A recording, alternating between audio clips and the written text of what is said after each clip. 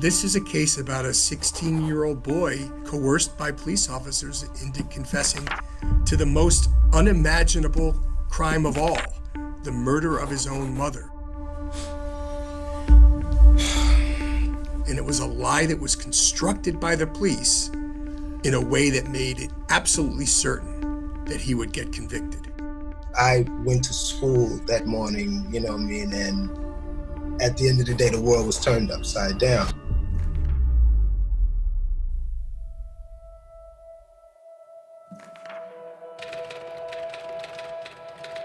Raphael Burton and Keziah Burton were Jamaican immigrants. They met in London and got married and moved to the United States, and Hugh was their only child. Hugh, his mother and father lived on the second floor in a 3-flat house. They rented out the first and the third floors. This was a family that was beginning to build a home, and there was always a very strong, loving relationship between Hugh and his mom and Hugh and his dad.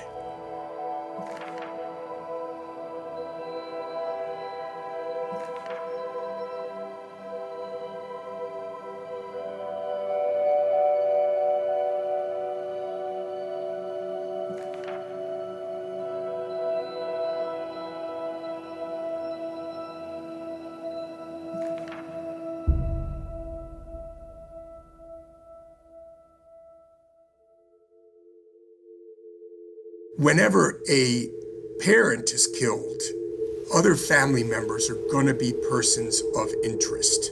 The police wanted to talk to Hugh. It was more of an interview and not an interrogation. And Hugh told them, look, if you want to find out who killed my mom, find her car. The second round of questioning was to get Hugh to come down to the police station to submit to a polygraph exam. But there was no polygrapher there. At that point, he was no longer a person of interest. He was their prime suspect. And the interrogation was much more confrontational and an effort to get him to confess.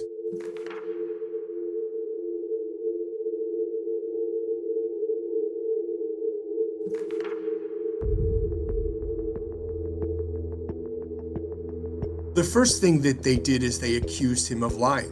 He kept saying, I was in school that day. I would never murder my mother. And then they made a variety of suggestions to him.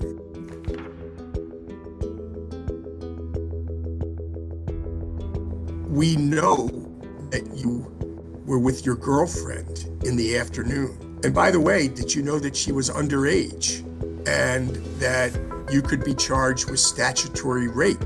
You have two choices, Hugh. You could be charged with statutory rape and murder and be tried as an adult, or you could cop to the murder and be tried as a juvenile. And that kind of promise of leniency and threat of harm really broke Hugh down into a place where he believed it was in his best interest to confess in order to bring this interrogation to a close. It's January 6th, 1989. It's 3:05 a.m. We're in the 47th Precinct Detective Supervisor's room. Now you've been arrested for the stabbing of your mother, Keisha Burton. Do you want to tell me what happened on the day of January 3rd, 1989?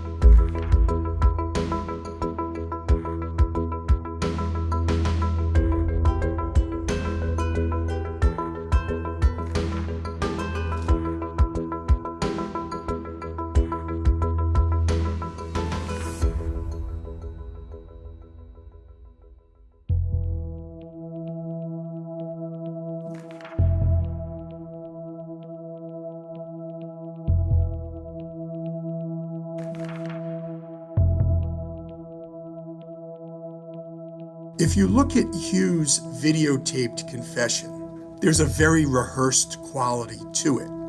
And part of what makes it seem rehearsed is the language that he uses during the confession. At this time, I'm stimulated on drugs. And didn't really know what I was doing. No teenager talks about being stimulated by drugs. You get high. A few of my friends proceeded northward up Wrongful to come home. Reached home about 2:47 in the afternoon. I just wanted to scare, a little bit, see what she was gonna do. Yeah, plus I was still stimulated. It was the way a police officer would talk.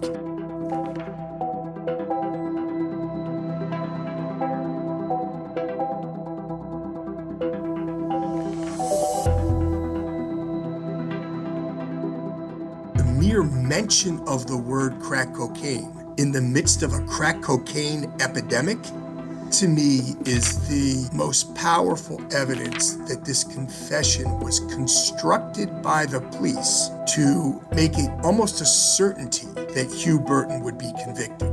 They were able to give the jury an explanation why this mild-mannered, loving child might have snapped and killed his mother.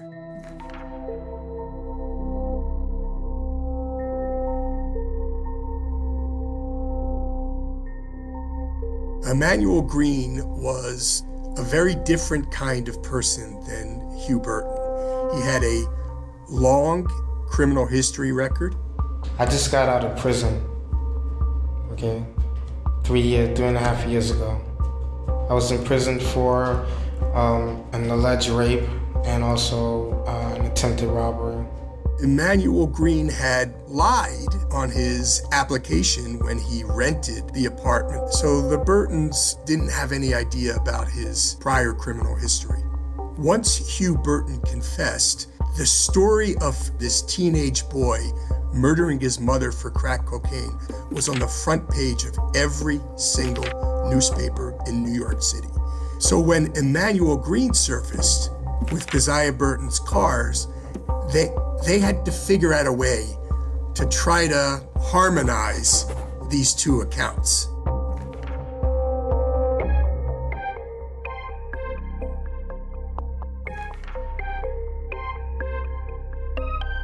If you look at his statements, they're wildly inconsistent. They suggest that he, in fact, was involved in the murder. He took the knife and put it somewhere in his room, or he put it inside of his book bag. I really don't know. I was then in front of the house next to the door. Because he knew details of the crime that only the true perpetrator would have known. That the knife that was found near Mrs. Burton's body was not the murder weapon. Only Emmanuel Green knew that.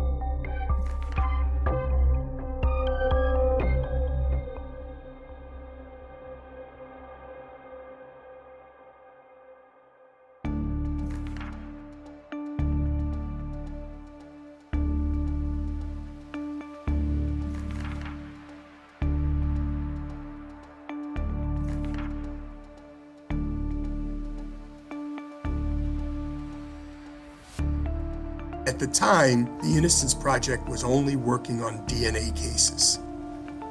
So they referred the case to me because of my knowledge about false confessions. Huwe was out on parole, but he continued to insist that he was innocent. We brought the Innocence Project back into the case when a new district attorney was elected in the Bronx, and she had created a conviction integrity unit that could review cases like Huwe's, where there were serious questions about his innocence, but no DNA evidence to prove that he was innocent. I typed in the names of the officers who took Huwe Burton's confession, and I found that they had been accused of taking 2 false confessions in a murder case that had occurred within 6 months of their arrest of Huwe Burton. Detectives don't usually just take 1 false confession.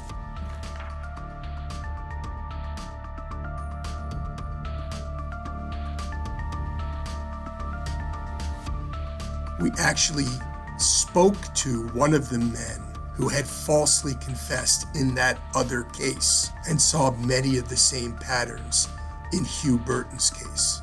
we made that man, Dennis Koss, available to the district attorney's office. And after meeting him, they had a much better understanding, but of the ways in which they were coercing innocent people to confess to crimes they didn't commit.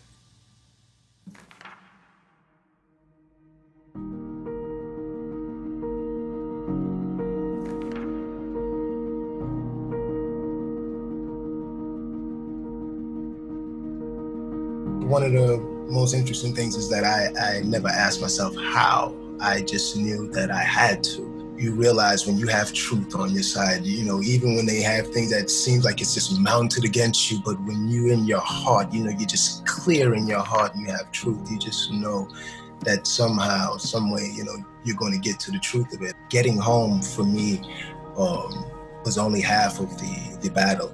I still had to say, okay, well, I have to prove my innocence. It's not just about clearing my name. It's about restoring the dignity of my family. Most guys inside prison, you're gonna do some type of exercise or working out. But I'm seeing guys who are twice my age and they're running around the yard, and I mean, they look like they didn't have any worries. They looked free while they were running. So I said, well, let me try it. And I tried it, and I couldn't get around the yard twice, you know? So being a person that I'm determined to see things through, I said, I'm gonna keep at it and keep at it. And when I started running and I got better at it, I've started to use running as a means of clearing my head if something was on my mind. As I got better, I would see marathons on the television. I was saying, well, you know, when I get out of here one day, I'm gonna run a marathon. Finally, that day came. It was more than just running. For me, it was a victory lap around this city.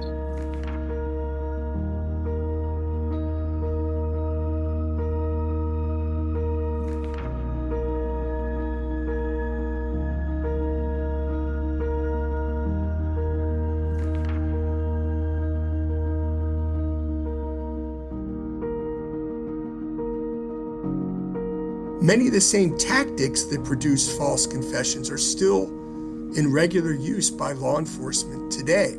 Still continuing to fight because there are more people that are like Huwe Burton, and some of them may never have a voice. So the future is making sure that we hold people accountable so things like this does not ever happen again. It can't happen again.